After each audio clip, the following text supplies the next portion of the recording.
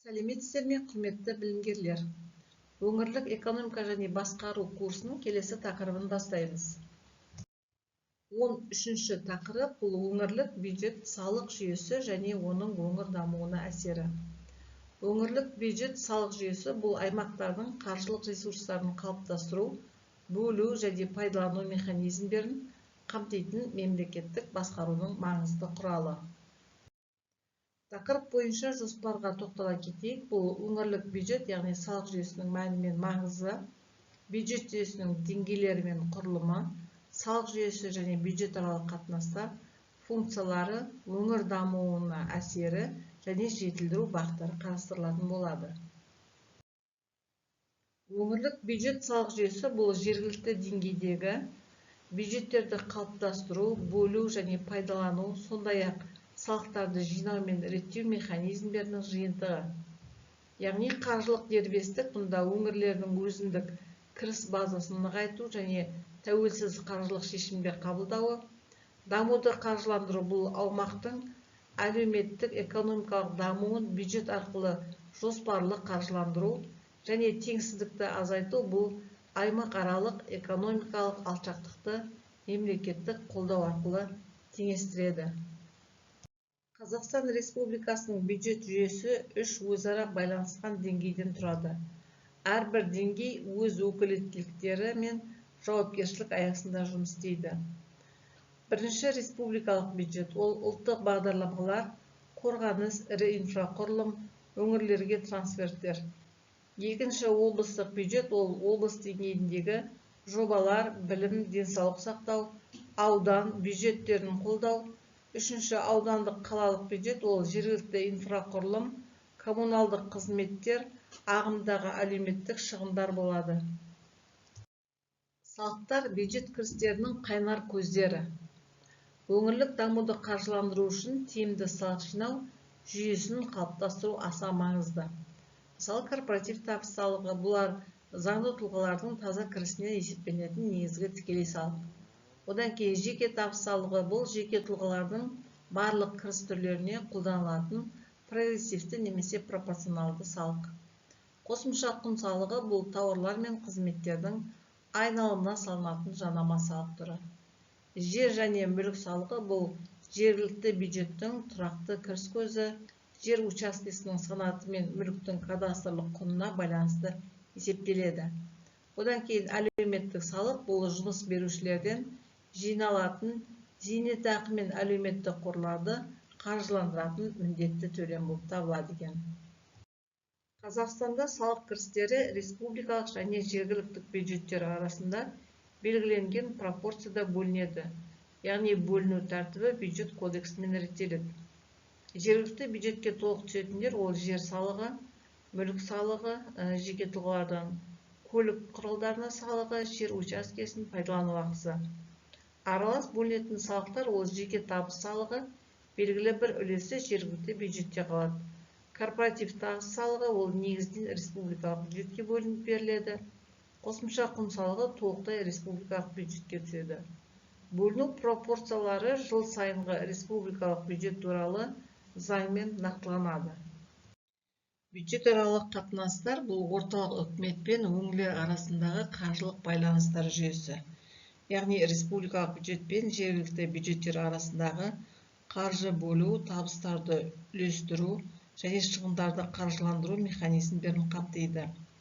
Бюджет аралық қатынастардың негізгі мақсаты бұл өңірлердің қаржылық тұрақтылығын қамтамасыз ету және аймақтардың әлеуметтік экономикалық дамуын теңестіру. Мемлекетте әр өңірдің экономикалық мүмкіндігі әртүрлі болады. Яғни кейбір облыстардың салықтық түсімдері жоғары болса да, кейбір өңірлердің табысы аз болуы мүмкін. Сондықтан мемлекет бюджет аралық қатынастар арқылы қаржы ресурстарын қайта бөледі. Бұл жүйе аймақтардың даму, яғни теңгерімдердің дамуын, әлеуметтік тұрақтылықты, жалпы мемлекеттік қызметтердің бірдей қолжетімділігін қамтамасыз етеді. Енді бюджет аралық қатынастардың негізгі түрлеріне тоқталайық. Олар мысалы трансферттер. Бұл бір бюджеттен екінші бюджетке берілетін қаржы қаражаттары деп айтуға болады. Яғни негізгі түрлері бұл субвенциялар, яғни кіріс базасы төмен өңірлерге республикалық бюджеттен берілетін тұрақты қаржылық қолдау. Одан кейін бюджеттік алымдар деп айтайық, бұл бюджет деңгейлері арасындағы қаржылық ресурстарды қайта бөлудің жалпы механизмі. Одан кейін дотация дейді, бұл деп отырғанымыз белгілі бір мақсатқа байланыспаған жергілікті бюджеттің тапшылығын жабуға арналған өтемақы. Одан кейін нысаналы трансферттер, ол нақты жобалар мен бағдарламаларды қаржылауға арналған қаражат. Яғни салықтық түсімдерді бөлу, бұл кейбір салықтар, яғни республикалық бюджетке, ал кейбір жергілікті бюджетке түседі. Мысалы, корпоративтік табыс салығының бір бөлігі республикалық бюджетке түседі, ал мүлік салығы мен жер салығы жергілікті бюджетке беріледі. Бұл жергілікті биліктің қаржылық дербестігін арттырады екен. Енді бюджеттік теңгерімдер бұл өңірлердің экономикалық потенциалы мен кіріс деңгейін, яғни бірдей болмайтындықтан, бұл мемлекет яғни теңестіру саясатын жүргізеді. Бұл аумақтың яғни тең дамуды қамтамасыз етудің негізгі тетігі деп айтайық. Жалпы Қазақстанда аймақаралық теңсіздік айтарлықтай, мысалы мұнайлы Атырау облысы мен ауылдық өңірлердің кіріс деңгейі арасындағы алшақтық бірнеше есеге жетеді. Өңірлік бюджет бұл салық жүйесі мемлекеттік басқарудың қаржылық негізі ретінде бірнеше маңызды функцияны бір мезгілде атқарады. Бұл фискалдық функция мемлекеттік міндеттемелерді орындауға қажетті қаржы ресурстарын жинақтау және шоғырландыру болып табылады. Реттеуші функция бұл салық және бюджет саясаты арқылы аймақтық экономикалық белсенділікке ықпал етеді. Келесі әлеуметтік функция бұл халықтың өмір сүру деңгейін арттыру, теңсіздікті азайту және тең мүмкіндікті қамтамасыз ету болады. Келесі инвестициялық функция бұл өңірлік жобалар мен инфрақұрылымды бюджет арқылы қаржыландыру, жеке инвестицияны ынталандыру болып табылады. Тиімді жұмыс істейтін бюджет бұл салық жүйесі, яғни өңірдің жан-жақты дамуына айтарлықтай үлес қосады. Қаражаттың дұрыс бағытталуы экономикалық өсімнің берік негізін қалайды. Инфрақұрылымның дамуы бұл жолдар, коммуналдық желілер, мектептер мен ауруханалар бюджет қаражатынан салынып жөнделеді.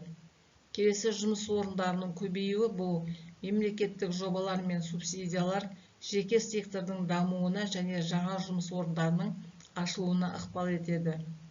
Одан кейін әлеуметтік қызметтердің жақсаруы бұл денсаулық сақтау, білім беру және әлеуметтік қолдау жүйелерін қаржыландыру деңгейін арттырады. Одан кейін инвестиция тарту бұл салық жеңілдіктері мен дамыған инфрақұрылым, яғни өңірге отандық және шетелдік инвесторларды тартады. Бюджет салық жүйесіндегі кемшіліктер мен тепе-теңдіктер, яғни өңірлік дамуға кері әсерін тигізеді. Бұл мәселелерді жүйелі түрде шешу стратегиялық міндет болып табылады. Мұнда қаражаттардың тең бөлінбеуі, ол ірі қалалар мен ауылдық аудандар арасындағы бюджет ресурстарының үлесінде елеулі айырмашылықтарды сақтайды. Бюджетке тәуелділік бұл кіріс базасы әлсіз өңірлер орталық трансферттерге шамадан тыс тәуелді болып қалады. Бұл қаржылық дербестікті шектейді. Келесі төмен экономикалық белсенділік, ол кейбір өңірлерде бизнес ортасының дамымауы, өндіріс пен салық базасының өсімін тежейді. Одан кейін салық базасының әлсіздігі, ол дегеніміз шағын кәсіпкерліктің аз болуы, көлеңкелі экономика және халықтың төмен табысы, яғни салық кірістерін шектейді. Өңірлік бюджет жүйесін ұйымдастырудың екі негізгі моделі бар. Олардың таңдауы өңірлік дамудың стратегиясына тікелей байланысты. Жалпы Қазақстан аралас модельді қолданады. Белгілі бір деңгейде жергілікті дербестікке мүмкіндік бере отырып, республикалық деңгей жалпы қаржы саясатын реттейді.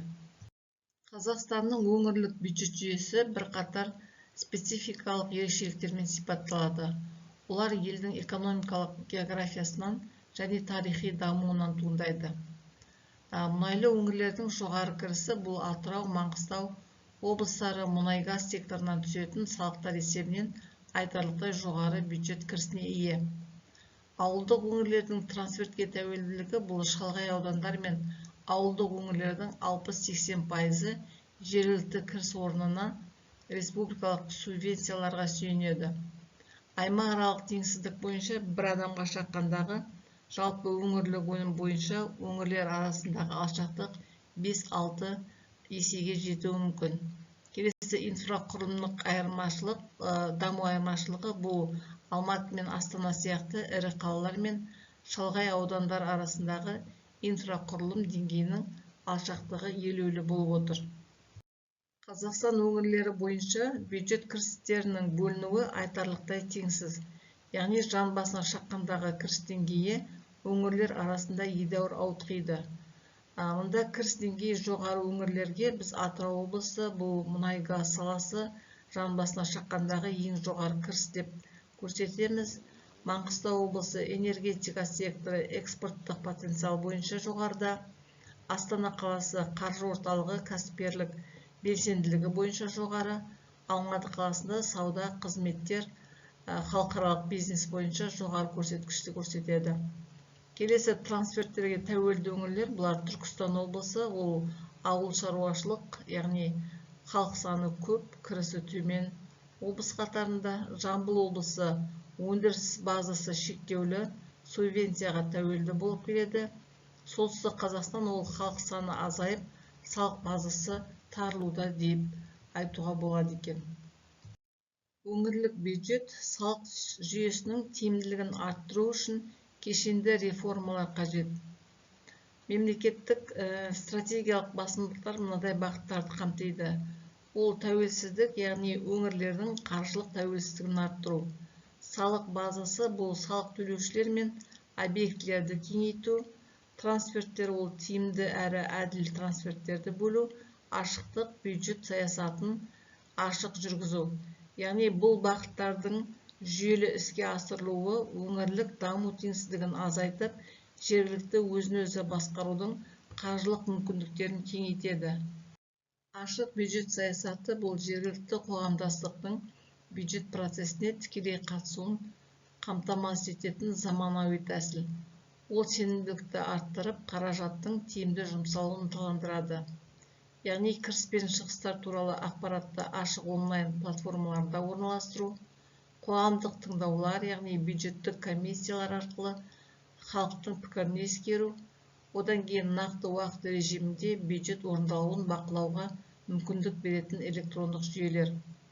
Жалпы Қазақстанда e-gov.kz платформасы арқылы жергілікті бюджет туралы ақпаратқа онлайн қол жеткізу мүмкіндігі кеңейіп келеді. Өңірлік бюджет салық жүйесі инвестицияларды тарту үшін белсенді құрал ретінде қолданыла алады. Салық жеңілдіктері мен арнайы экономикалық аймақтар инвесторларды өңірге тартудың негізгі тетіктері болып табылады. Салық жеңілдіктері бұл жаңа кәсіпорындарға уақытша салық демалысын беру, инвестициялық преференциялар қолданылады. Арнайы экономикалық аймақтар бұл салық пен кедендік жеңілдіктер берілетін инфрақұрылымы дайын аумақтарды дамытады. Келесі мемлекеттік жеке серіктестік ол инфрақұрылым жобаларын жеке капитал тарту арқылы бірлесіп қаржыландыру және іске асыру болады. Одан кейін субсидиялар мен гранттар бұл стратегиялық салаларда жаңа өндірістер ашуға арналған мемлекеттік қолдау шаралары болады. Өңірлердің қаржылық дербестігін нығайту бұл ұзақ мерзімді тұрақты дамудың кілті. Яғни дербестіктің артуы жергілікті биліктің халық мүддесіне сай шешімдер қабылдауына мүмкіндіктер береді. Яғни жергілікті салық базасын кеңейту бұл шағын және орта бизнесті дамыту, ресми экономиканың үлесін арттыру арқылы өз кірісін молайту болып табылады. Келесі өкілеттіліктерді кеңейту бұл жергілікті атқарушы органдарға бюджет қаражатын жоспарлау мен бөлуді кеңірек өкілеттілік береді. Кіріс бөлісу тетігін жетілдіру деп бұл жергілікті бюджетке қалатын салық үлесін ұлғайту, трансферттерге тәуелділікті азайту.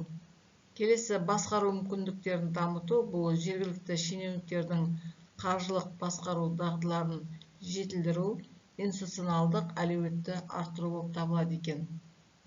Тақырыбымызды қорытындылай келе, өңірлік бюджет салық жүйесі бұл аумақтық дамудың негізгі қаржылық тетігі. Оның тиімділігі өңірлердің экономикалық өсіміне, халықтың өмір сүру сапасына және елдің теңгерімді дамуына тікелей ықпал етеді. Осымен тақырыбымыз аяқталды. Назарларыңызға рахмет, сау болыңыздар.